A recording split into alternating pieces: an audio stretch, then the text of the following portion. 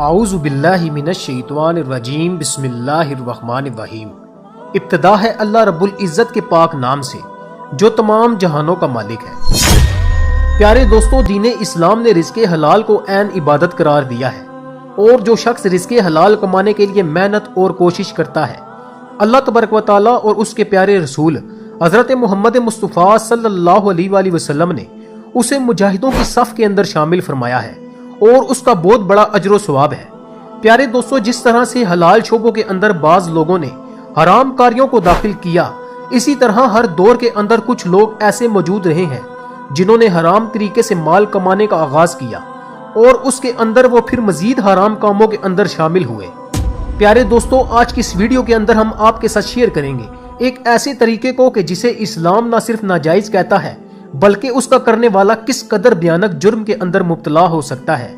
دوستو، مختلف ادوار کے اندر ایسے لوگ موجود رہے ہیں جو کہ اپنی کمائی کے لیے مردہ لوگوں کے کفن چوری کیا کرتے تھے اور پھر بازار میں لے جا کر ان کفنوں کو بیچا کرتے تھے،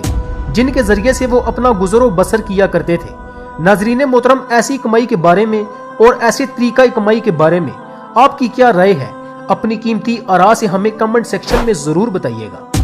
پیارے دوستو، ایسا ہی ایک واقعہ حضور پاک صلی اللہ علیہ وآلہ وسلم کے زمانے اقدس کے اندر بھی پیش آیا۔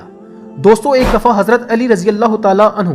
اللہ کے پیارے نبی کے پاس جا رہے تھے کہ حضرت علی رضی اللہ تعالیٰ عنہ کی نظر ایک شخص پر پڑی جو مسلسل روتے جا رہا تھا۔ چنانچہ حضرت علی شیر خدا رضی اللہ تعالیٰ عنہ نے اس بندے سے رونے کا سبب پوچھا تو اس نے بتایا کہ میں بہت بڑا گناہ کر بیٹھا ہوں اور مجھے اللہ کے عذاب سے ڈر لگتا ہے، مجھے سمجھ نہیں آ رہی کہ میں کیا کروں۔ اور کہنے لگا کہ آپ رضی اللہ تعالیٰ عنہ حضور اکرم صلی اللہ علیہ وآلہ وسلم کی خدمت میں میری معافی کی سفارش فرما دیں۔ چنانچہ حضرت علی شیر خدا رضی اللہ تعالیٰ عنہ اس شخص کو ساتھ لے کر حضرت محمد مصطفیٰ صلی اللہ علیہ وآلہ وسلم کی بارگاہ کے اندر پیش ہوئے۔ چنانچہ جب حضرت علی رضی اللہ تعالیٰ عنہ حضور اکرم صلی اللہ علیہ وآلہ وسلم کے سامنے گئے تو حضرت علی شیر خدا رضی اللہ تعالیٰ عنہ بھی زاروں قطار رو رہے تھے کہ راستے میں ایک شخص کو بہت زیادہ روتا ہوا دیکھا، اس کی حالت دیکھ کر مجھے بھی رونا آ گیا۔ حضور اکرم صلی اللہ علیہ وآلہ وسلم نے ارشاد فرمایا کہ وہ شخص کہاں ہے؟ تو آپ رضی اللہ تعالیٰ عنہ نے عرض کیا، یا رسول اللہ صلی اللہ علیہ وآلہ وسلم، وہ شخص باہر کھڑا ہے۔ تو حضور اکرم صلی اللہ علیہ وآلہ وسلم نے اس شخص کو اندر آنے کی اجازت دے دی۔ چنانچہ وہ شخص بھی آپ صلی اللہ علیہ وآلہ وسلم کے سامنے پیش ہو گیا۔ وہ شخص نبی اکرم صلی اللہ علیہ وآلہ وسلم کے سامنے کھڑا ہو کر اتنا رویا کہ رسول اللہ صلی اللہ علیہ وآلہ وسلم نے اس بندے سے پوچھا کہ اے نوجوان، تجھے کیا ہوا ہے؟ تو اتنا کیوں رو رہا ہے؟ تو اس نے جواب دیا، یا رسول اللہ صلی اللہ علیہ وآلہ وسلم، مجھ سے بہت ہی بڑا گناہ ہو گیا۔ تو آپ صلی اللہ علیہ وآلہ وسلم نے فرمایا، مجھے یہ بتاؤ کہ تیرا گناہ بڑا ہے یا پھر اللہ تبارک و تعالیٰ کی رحمت بڑی ہے؟ تو اس بندے نے عرض کیا، یا رسول اللہ صلی اللہ علیہ وآلہ وسلم، میرا گناہ اللہ تبارک و تعالیٰ کی رحمت سے بھی بڑا ہے۔ تو پھر آپ صلی اللہ علیہ وآلہ وسلم نے فرمایا کہ تیرا گناہ بڑا ہے یا پھر خدا کی قدرت بڑی ہے؟ تو اس شخص نے عرض کیا، یا رسول اللہ صلی اللہ علیہ وآلہ وسلم، میرا گناہ اللہ تبارک و تعالیٰ کی قدرت سے بھی بڑا ہے۔ تو آپ صلی اللہ علیہ وآلہ وسلم نے فرمایا، کیا تو نے شرک کا ارتکاب کیا ہے؟ تو اس بندے نے عرض کیا، یا رسول اللہ صلی اللہ علیہ وآلہ وسلم، میں نے شرک کا ارتکاب نہیں کیا۔ تو حضور اکرم صلی اللہ علیہ وآلہ وسلم نے فرمایا، کیا تو نے کسی بندے کو قتل کیا ہے؟ تو اس نے عرض کیا، اے اللہ کے نبی، میں نے کسی بھی بندے کو قتل نہیں کیا۔ تو حضور اکرم صلی اللہ علیہ وآلہ وسلم نے ارشاد فرمایا کہ پھر تم نے کون سا ایسا گناہ کیا ہے کہ جس کی وجہ سے تم اتنا زیادہ رو رہے ہو؟ تو اس شخص نے عرض کیا، یا رسول اللہ صلی اللہ علیہ وآلہ وسلم، میرا گناہ بہت ہی بڑا ہے۔ پھر اس شخص نے اپنا قصہ بیان کرنا شروع کیا اور اس نے کہا، یا رسول اللہ صلی اللہ علیہ وآلہ وسلم،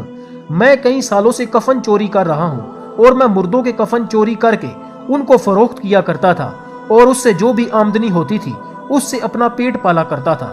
چنانچہ کچھ دن پہلے ایک لڑکی دفن کی گئی تو میں نے اپنی عادت کے مطابق اس کا کفن اتارا اور وہاں سے جانے لگا تو مجھ پر شیطان غالب آ گیا۔ چنانچہ اس نے میری نیت بدل دی اور میں اس لڑکی کے ساتھ زنا کے اندر مبتلا ہوا۔ چنانچہ جب میں زنا کر کے اٹھنے لگا تو میں نے ایک آواز سنی جیسے وہ لڑکی بول رہی ہے اور مجھ سے کہہ رہی ہے کہ اے بدبخت بندے، تو نے مجھ کو مردوں کے سامنے ننگا کر دیا، کل قیامت کے دن بدکاروں اور زانیوں میں تیرا شمار ہوگا اور اللہ تبارک و تعالیٰ تجھے سب لوگوں کے سامنے ننگا کرے گا۔ وہ شخص کہنے لگا کہ اس لڑکی کی آواز کا مجھ پر ایسا اثر ہے کہ مجھے اب اپنے آپ پر اللہ تبارک و تعالیٰ کا غضب محسوس ہوتا ہے اور مجھے ایسا لگتا ہے کہ جیسے میں خدا کی پکڑ میں آ چکا ہوں۔ ناظرین محترم، جب رسول اللہ صلی اللہ علیہ وآلہ وسلم نے اس شخص کا قصہ سنا تو آپ صلی اللہ علیہ وآلہ وسلم کی آنکھیں بھی نم ہو گئیں اور آپ صلی اللہ علیہ وآلہ وسلم نے ارشاد فرمایا کہ تو نے واقعی بہت بڑا گناہ کیا ہے، تو نے مردہ لڑکی کے ساتھ یہ سلوک کیا۔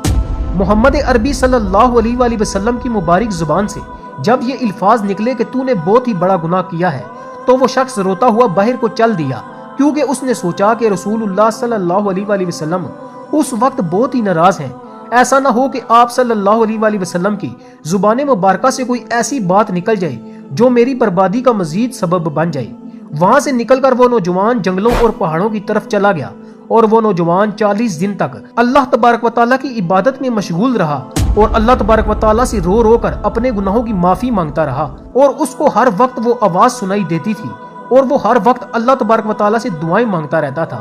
وہ یہ دعائیں کرتا تھا کہ یا اللہ، میں آپ کے محبوب حضرت محمد مصطفیٰ صلی اللہ علیہ وآلہ وسلم کی بارگاہ میں بھی حاضر ہوا، انہوں نے بھی مجھے فرمایا کہ یہ بہت بڑا گناہ ہے، اب میرا تیرے سوا کوئی نہیں، اب میں کہاں جاؤں، میں تو تیرے سامنے جھک رہا ہوں۔ جب اس نوجوان نے 40 دن تک اللہ تبارک و تعالیٰ سے معافی مانگی تو خدا نے اس بندے کی توبہ قبول فرمائی اور اللہ تبارک و تعالیٰ کے حکم سے حضرت جبرائیل علیہ السلام حضور اکرم صلی اللہ علیہ وآلہ وسلم کے پاس تشریف لائے، اور حضرت جبرائیل علیہ السلام نے حضور اکرم صلی اللہ علیہ وآلہ وسلم کی خدمت میں اللہ تبارک و تعالیٰ کا سلام پیش کیا، اور حضرت جبرائیل علیہ السلام نے فرمایا کہ یا رسول اللہ صلی اللہ علیہ وآلہ وسلم، اللہ تبارک و تعالیٰ نے فرمایا ہے کہ مخلوق کو پیدا کرنے والا، رزق دینے والا اور اپنی مخلوق کو معاف کرنے والا میں ہی ہوں۔ میں نے اپنے اس بندے کے گناہ کو معاف کیا تو حضرت جبرائیل علیہ السلام نے فرمایا کہ اللہ تبارک و تعالیٰ نے فرمایا ہے کہ میں نے اس نوجوان کی توبہ کو قبول کر لیا، میں نے اس کے سارے گناہوں کو معاف فرما دیا ہے۔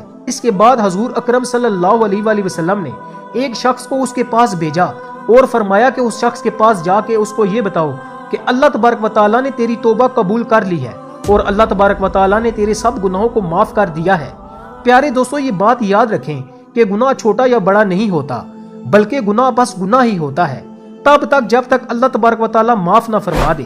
آج موقع ہے کہ اپنے گناہوں سے معافی مانگیں اور آئندہ گناہوں سے سچی توبہ کر لیں، کیونکہ گناہوں پر نادم ہونے والا ایسا ہے کہ جیسے اس نے گناہ کیا ہی نہیں۔ اور قسم اللہ رب العزت کی، جو شخص توبہ کے بغیر اس دنیا سے جائے گا تو پھر وہ اللہ تبارک و تعالیٰ کی بارگاہ کے اندر سخت سزا کا مستحق ہوگا۔